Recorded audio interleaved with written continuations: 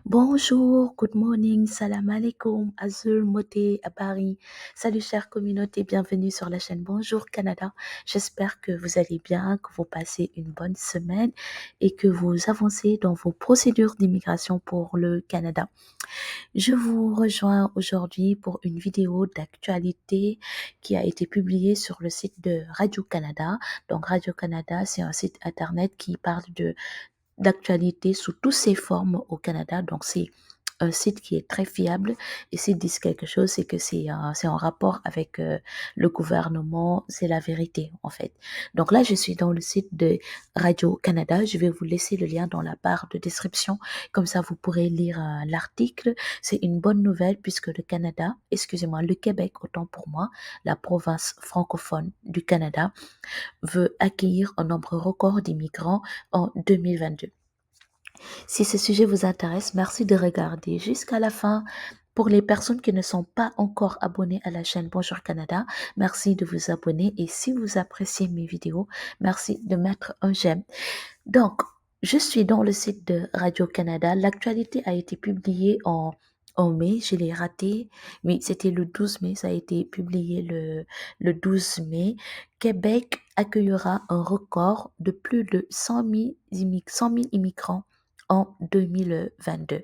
Donc, ils disent que la province de Québec va accueillir plus de 100 000 immigrants permanents ou réguliers et temporaires en 2022.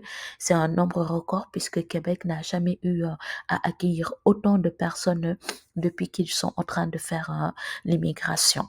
Et actuellement, ils veulent avoir 70 000 personnes, 70 000 résidents permanents, donc 70 000 immigrants permanents qui ont reçu le CSQ, qui ont reçu la résidence permanente, c'est-à-dire que le Québec leur dit, vous pouvez vous installer ici de façon permanente et non plus de façon temporaire. Donc, ce sont 10 000 immigrants permanents et c'est une hausse de 50% par rapport à l'année dernière, 2021. Ensuite, en dehors de ces 70 000 résidents permanents, Québec souhaite aussi accueillir un nombre assez grand de travailleurs étrangers temporaires. Donc, pour l'année 2017, ils avaient accueilli 18 000 travailleurs étrangers temporaires. J'en suis là, ici. Et pour l'année 2000, l'année 2021, l'année 2022, autant pour moi, ils souhaitent accueillir 33 000 résidents, travailleurs étrangers temporaires. Donc, on prend les 70 000 plus les 33 000, ça fait déjà plus de 100 000. En dehors de ces résidents permanents, 70 000, 33 000 pour les travailleurs étrangers temporaires, ils vont accueillir aussi des demandeurs d'asile. Et pour l'année, au cours des 3 premiers mois de 2022, ils ont déjà accueilli 7 000 euh, réfugiés. 7 000 réfugiés pour le moment, actuellement. Et le gouvernement local s'attend au rythme actuel à l'arrivée de 30 000 ou 35 000 personnes par le chemin Roxman cette année. Donc, on peut prendre 70 000 plus 33 000 plus 30 000 ou 35 000. On voit qu'il y a déjà plus de 50 000 personnes plus de 100 000 personnes à accueillir. Surtout pour les réfugiés. Les réfugiés, quand même, il y a environ 30 et 35 000. Pourquoi le Québec est en train de faire ça? Parce qu'il y a une forte pénurie de main-d'œuvre, encore une fois, comme on le dit sur YouTube et les articles, les blogs d'immigration. Le Québec a vraiment besoin de travailleurs. Ils n'ont pas le choix d'ouvrir les frontières, d'ouvrir les portes pour accueillir plus de personnes parce que l'économie de la province en dépend. Maintenant, le but de cette vidéo, ce n'est pas de vous partager uniquement l'information et de vous laisser comme ça. Non, si je vous partage cette information, c'est pour vous dire attention, les gars, le Québec ouvre ses portes, mais il y a quelque chose que vous devez faire. Qu'est-ce que vous devez faire? Donc là, ils ont dit que 70 000 résidents permanents. Allez dans Arima. Si vous n'êtes pas encore dans Arima, passez par Arima ou passez par la recherche d'un emploi.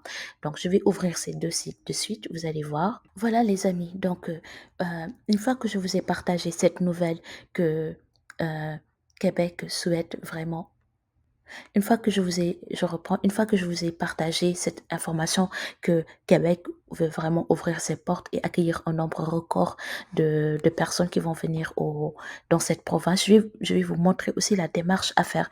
C'est pas correct de vous dire l'information et de ne pas vous aider. Vous pouvez passer par Arima ou vous pouvez passer par la recherche d'emploi.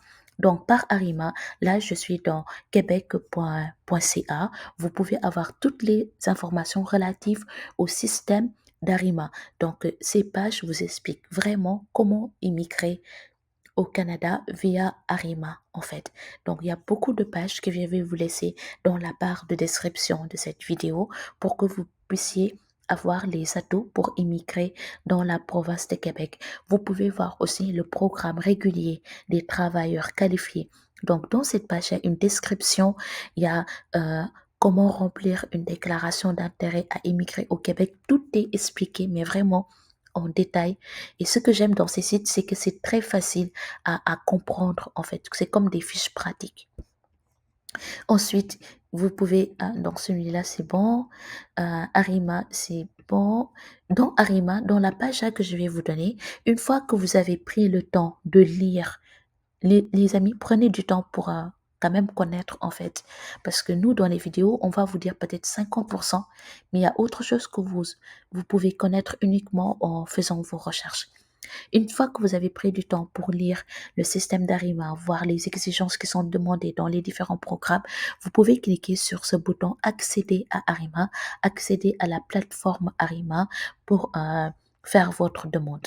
Donc ensuite, en dehors de Arima, vous pouvez passer par Journée Québec. Journée Québec vous permet de rencontrer les recruteurs québécois. Donc, dans Journée Québec, ils organisent des campagnes de recrutement dans différents pays du monde. Donc, essayez de voir si votre pays est dans la liste des recrutements qui auront dans certains endroits du monde entre 2022 et 2023. Donc, ça, c'est le calendrier de Journée Québec, les campagnes de recrutement de Journée Québec pour l'année 2022-2023.